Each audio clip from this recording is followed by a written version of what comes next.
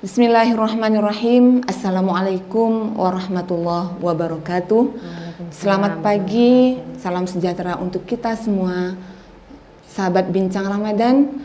Pada kesempatan kali ini kita berjumpa lagi di acara Bincang Ramadan 1446 Hijriah, yang mana acara ini dilaksanakan selama bulan Ramadan yang akan mendatangkan narasumber-narasumber dari penyuluh agama Islam KUA Kecamatan Negara.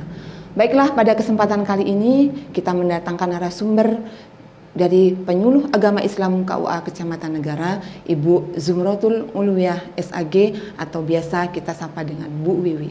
Baiklah, kita sapa dulu beliau. Assalamualaikum warahmatullahi wabarakatuh, Ibu Wiwi. Waalaikumsalam warahmatullahi wabarakatuh. Bagaimana kabarnya, Ibu? Alhamdulillah baik. Puasa ini Ibu dalam keadaan sehat? Sehat walafiat, insya Allah. Alhamdulillah, semoga Ibu, sekeluarga dan pemirsa Bincang Ramadan diberikan kesehatan pula, diberikan kekuatan menjalankan ibadah puasa. Baiklah Ibu, tema kita pada kesempatan kali ini yaitu hikmah-hikmah yang kita dapatkan selama bulan Ramadan. Untuk itu, apa semestinya yang layak kita dapatkan selaku umat Islam yang menjalankan ibadah puasa pada tahun ini? Silakan Ibu.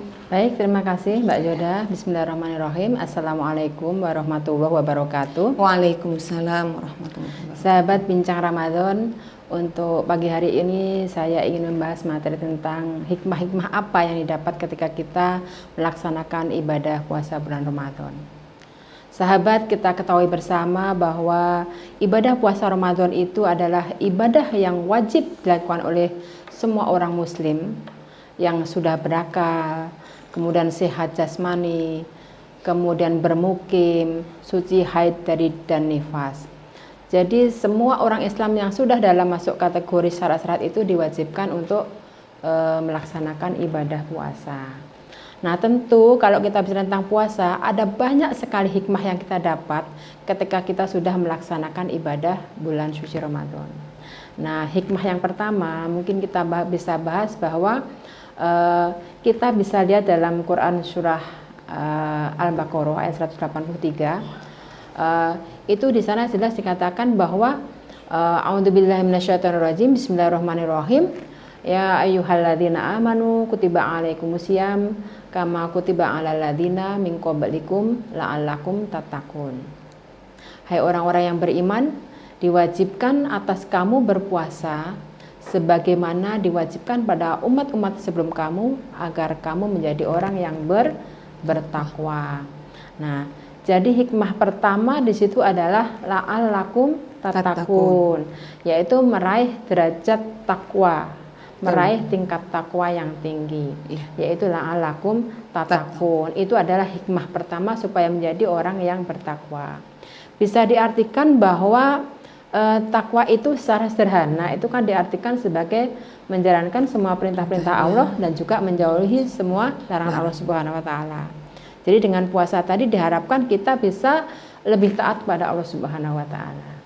Gitu Mbak Joda. Jadi tingkatan takwa di sini memang dalam ayat yang Ibu sebutkan tadi, la'allakum tattaqun. Jadi agar kamu menjadi orang-orang yang bertakwa, ya, itu betul. ya. Itu hikmah pertama Ibu ya. Bagaimana hikmah selanjutnya Ibu? Ya.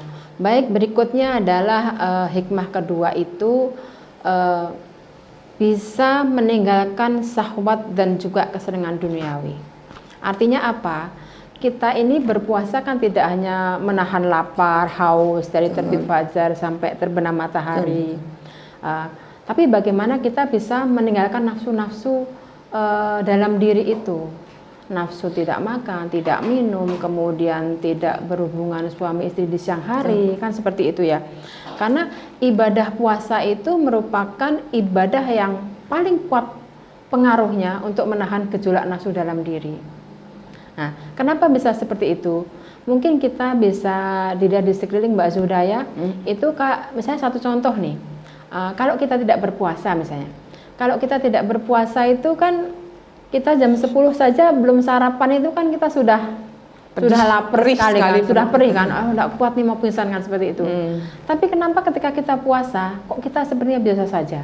Sampai sore juga biasa saja. Apalagi hari pertama, kedua mungkin masih terasa agak lemes ya, tapi ketika hari ke-34 sampai kita sekarang sudah hari terbiasa. ke-18 itu justru sudah nggak merasakan Iya, betul, yang nampak harus itu hikmah yang kedua. Dan atau mungkin bisa kita lihat contoh nih orang-orang yang suka merokok gitu ya, merokok, misalnya ahli hisab itu ya, bahasanya ahli hisab ya, suka merokok. Coba kita lihat di sekeliling kita, orang suka merokok itu tidak merokok 2 jam 3 jam kan sudah kelimpungan beliaunya, bingung kan. Tetapi kenapa kok ketika dia melaksanakan ibadah puasa itu kuat dia tidak merokok sampai sore? Ternyata kuncinya di mana, Mbak Zuda? Kuncinya ternyata di niat kita. Jadi kalau kita sudah namanya itu somagote, kita sudah berniat puasakan Allah Subhanahu wa taala, itu badan ini digerakkan oleh otak kita. Jadi anggota tubuh ini digerakkan. Jadi dengan kita berniat, otomatis tubuh kita tidak merasakan lapar dan tidak merasakan lapar haus dan bisa kuat menahan rokok tadi. Begitu buka baru kita bisa melanjutkan merokok lagi. Bagaimana niat kita yang kuat gitu, Bu, ya. Betul. Kita tidak peduli bagaimana pandangan orang, kamu tidak puasa atau berpuasa, tapi ternyata itu yang tahu hanya Allah dan yang menjalankan ibadah puasa itu sendiri. Nah, mungkin kita bisa lihat kalau dari segi sejarah ya, itu kan kita bisa lihat bahwa pada masa Rasulullah itu kan ada sebuah perang namanya Perang Badar. Perang Badar itu kan perang terbesar sejarah umat Islam pada masa Rasulullah SAW itu ya. Pada saat itu umat Islam dalam kondisi lemah, kemudian kafir Quraisy itu kan yang sangat sangat jaya, sangat kuat. Nah, itu ternyata ada sahabat bertanya seperti ini, wahai Rasulullah, adakah perang yang lebih besar selain ini ya Rasulullah, katanya. Apa jawab beliau? Ada, katanya. Apa itu ya wahai Rasulullah? Ada, yaitu perang melawan hawa nafsu dalam diri atau jihad bin nafs. Jadi ternyata melawan nafsu dalam diri itu ada jauh lebih berat, melebihi perang Badar tadi itu, jauh lebih berat. Bagaimana kita bisa menahan amarah, menahan keinginan, menahan segala sesuatu, nafsu dalam diri itu lebih besar dari perang Badar itu. Masya Allah. Kita mengira bahwasanya perang fisabilillah dengan fisik itu ternyata kita pengennya ikut dalam peperangan itu, tapi ternyata Rasulullah berkata ada yang lebih berat dari perang Badar itu. Ternyata Masya Allah. Kemudian hikmah selanjutnya, baik, berikutnya hikmah ibadah puasa itu adalah kita akan menjadi lebih baik dari yang sekarang. Kita berharapnya lebih baik dari sekarang. Kalau kita misalnya puasa itu hanya menahan lapar, menahan haus, tidak mendapatkan apa-apa, sama seperti yang kemarin ya, kita tidak mendapatkan apa-apa, hanya mendapatkannya lapar dan haus saja. Nah, kalau Imam Ghazali mengatakan dalam sebuah hadisnya begini, betapa banyak orang yang berpuasa itu tapi dia tidak mendapatkan apa-apa, dia hanya mendapatkan lapar dan dahaga saja. Nah, itu menurut Imam Ghazali itu adalah tingkatan iman yang paling rendah. Jadi tingkatan iman itu ada 3, Mbak Zuda ya. Tingkatan iman orang awam itu yang hanya menahan lapar dan haus. Kemudian tingkat orang khusus yang tengah itu sudah badannya ikut puasa, gerak tangan, badan, mulut kita semuanya ikut berpuasa. Dan tingkatan iman yang khusus terkhusus, yaitu tingkatan iman para ulama yang sudah memang benar karena Allah Subhanahu wa taala. Dan mudah-mudahan kita ini termasuk tingkatan iman yang bukan hanya menahan lapar dan haus saja, kan seperti itu ya. Amin. Mudah-mudahan dari tingkat yang kedua gitulah. Badan kita juga ikut berpuasa, anggota tubuh kita ikut berpuasa. Semua itu kan tergantung niat tadi Ibu bilang. Ya, betul. Ya, tergantung niatnya. Kemudian Ibu, adakah hikmah lagi yang akan kita peroleh ketika kita melaksanakan ibadah puasa itu? Iya, mungkin saya tambahkan sedikit. Tadi kan hikmah ketiga itu kan supaya kita menjadi manusia yang lebih baik. Artinya apa? Misalnya dulu sebelum kita sebelum puasa itu kita sholatnya tidak full, misalnya bagi masyarakat di luar sana yang tidak sholat full, kita ketika habis bulan Ramadan itu sholat lima waktunya menjadi full. Terus kemudian bagi yang mereka banyak juga kan, saya kan juga kebetulan guru ngaji di rumah ya, banyak orang tuanya mungkin yang belum bisa melaksanakan ibadah sholat Jumat secara rutin, juga dengan Ramadan ini bisa melaksanakan ibadahnya. Jumatnya itu nggak bolong-bolong, bahwa ibadah Jumat itu kan wajib sebenarnya ya. Mungkin biasanya banyak yang nggak paham bahwa ini adalah ibadah wajib yang harus dilaksanakan oleh umat muslim yang laki-laki yang sudah balik. Kemudian yang lebih spektakuler Mbak Zuda, mungkin kan kita ini kayaknya latah. Kalau Ramadan itu banyak orang yang memakai jilbab gitu ya, artis-artis itu banyak memakai jilbab. Itu diharapkan ya ketika Ramadan setelah usai itu ya kita ikut berjilbab. Jangan begitu sekarang kita berRamadan pakai jilbab, begitu puasanya selesai buka jilbab. Jadi kan nggak dapet kita puasanya balik ke seperti semula kan gitu Mbak. Berarti Ramadan ini salah satu momentum kita untuk melatih diri untuk menjadi seorang muslim atau muslimah yang lebih baik dari sebelumnya dengan melatih segala amal ibadah kita di bulan Ramadan itu untuk nantinya sebagai bekal di bulan-bulan berikutnya. Betul. Agar menjadi muslim yang baik. Kemudian dari manfaat yang Ibu paparkan tadi, adakah salah satu manfaat yang paling utama yang kita dapatkan ketika kita mendapatkan apa hikmah-hikmah yang kita dapatkan yang Ibu paparkan tadi? Adakah manfaat jadi utamanya? Mungkin masih saya banyak kalau kita bicara hikmah ya, mungkin saya tambah satu lagi. Jadi hikmah kita melaksanakan ibadah puasa itu salah satunya adalah melatih, memupuk rasa empati kita dan kepedulian sosial. Karena kita ini terkadang kan tidak mungkin kita punya rasa empati kalau kita tidak melaksanakan sendiri. Nah, sama seperti kita kalau tidak puasa seperti ini kan tidak pernah merasakan bagaimana orang-orang di luar sana yang kurang beruntung, yang kurang beruntung, yang tidak punya makan untuk hari ini aja mereka masih bingung mau makan apa. Nah dengan puasa ini kan kita jadi akhirnya oh ternyata begini ya rasanya orang lapar kan seperti itu ya, begini ya rasanya orang lapar yang nggak punya makan. Kan kita bisa lihat kan ternyata orang puasa itu, makanya orang yang kurang beruntung itu makan apapun jadi enak. Karena kita juga begitu kita puasa satu hari kita makan apapun kan jadi enak di situ. Ya kan? Seperti sering dikatakan bahwa misalnya kalau kita ada suatu kegiatan misalnya di hotel gitu Mbak Zoda ya misalnya. Kita kan pagi sudah makan, snack, siangnya makan lagi, sorenya snack lagi. Itu kita kan tidak merasakan apa-apa. Padahal hidangan di depan kita itu kan nikmat-nikmat ya, lezat ya. Tetapi kenapa kok kita nggak merasakan nikmat? Kita lebih enak merasakan sayur asam di rumah dengan tempe, dengan ikan laut. Ya karena itu kita merasa empati tadi. Karena kalau perut yang lapar itu ketika kita makan nikmatnya sangat luar biasa. Ada barokahnya di situ apalagi bulan Ramadan. Nah kalau kita hanya sekedar makan ya makan aja tapi tidak merasakan kenikmatan itu. Itu yang ini. Berikutnya adalah sedikit melatih kepedulian sosial kita kepada masyarakat. Kan disebut juga Ramadan itu sebagai bulan berbagi kan gitu ya, bulan berbagi. Dilipat gandakan. Nah, dilipat gandakan oleh Allah Subhanahu wa taala, pahalanya berlipat-lipat. Makanya saatnya lah di bulan Ramadan itu kita berbagi sedekah kepada fakir miskin, anak yatim, duafa, melatih kepedulian kita kepada orang-orang yang kurang mampu. Berarti kita bersyukur sebagai umat Islam khususnya Ibu ya, diberikan satu bulan yang namanya Ramadan untuk melatih bagaimana kita peduli terhadap sesama muslim.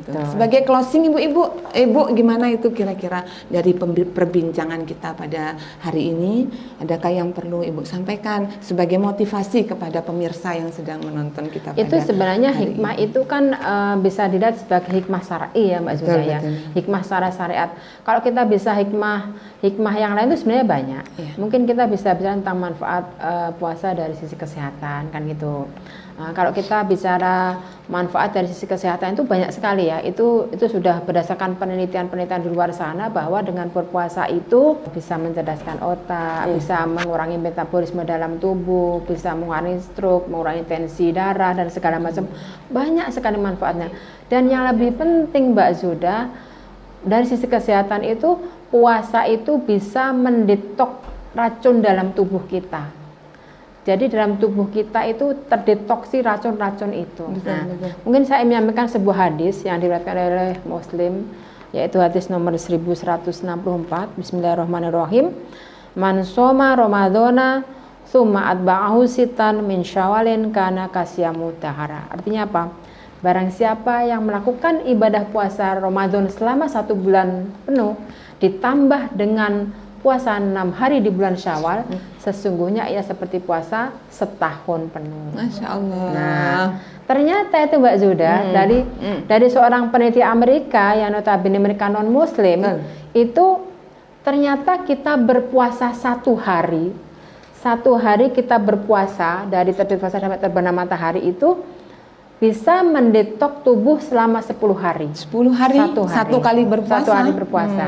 Terus? Nah, kalau berarti 30 hari kita berpuasa, berarti berapa hari? 300. 300 hari. 300 hari. Ditambah dengan puasa Syawal 6 hari, berarti mendetok tubuhnya selama 60 itu 60. yang Berarti jumlah 360. 360. 1 tahun berarti. Nah, berarti terbuktilah hadis yang diriwayatkan oleh Muslim ini bahwa barang siapa yang berpuasa Ramadan 1 bulan ditambah dengan puasa Syawal, sesungguhnya ia berpuasa seperti berpuasa 1 tahun. 1 tahun.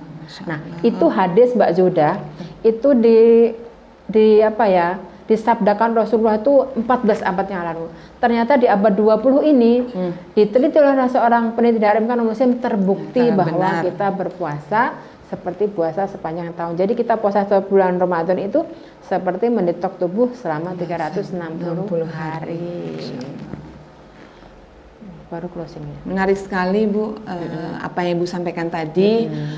Dari hikmah yang Ibu sampaikan tadi, adakah closing pembicaraan kita pada hari ini sebagai motivasi buat pemirsa yang ada di rumah, apa yang kita bicarakan pada hari ini? Baik, terkait dengan hikmah dan manfaat puasa. Kalau kita tadi manfaat puasa dari sisi kesehatan. Dari sisi kesehatan itu kan seperti detox segala macam, itu hanyalah istilahnya bonus saja. Tapi kita hikmahnya itu masalah syariahnya menjadi orang-orang yang bertakwa. Kalau kita puasanya hanya karena mendetok tubuh, hanya karena pengen langsing, ya dapatnya itu aja. Tapi kita sebagai orang beriman itu kan bukan itu tujuannya. Iya betul. Tujuan kita adalah karena ketaatan kita pada Allah Subhanahu Wa Taala, karena menjadi orang yang bertakwa. Jadi detoxnya itu hanya lahir bonus. dan batin juga ya Bu. Bonus. Mudah-mudahan puasa kita berikutnya lebih baik dari hari amin, ini. Kita amin, mendapatkan ya manfaatnya. Terima kasih Bu atas perbincangan kita pada kali ini, luar biasa menarik. Semoga apa yang beliau sampaikan dan pemirsa sendiri yang menyimak acara kita pada kesempatan kali ini mendapatkan keridhaan oleh Allah Subhanahu Wa Taala. Sahabat Bincang Ramadan, demikianlah perbincangan kita kali ini. Mudah-mudahan ada manfaatnya. Kita ketemu lagi di Bincang Ramadan di tahun berikutnya, insya Allah. Akhirul kalam, wassalamualaikum warahmatullahi wabarakatuh. Waalaikumsalam warahmatullahi wabarakatuh.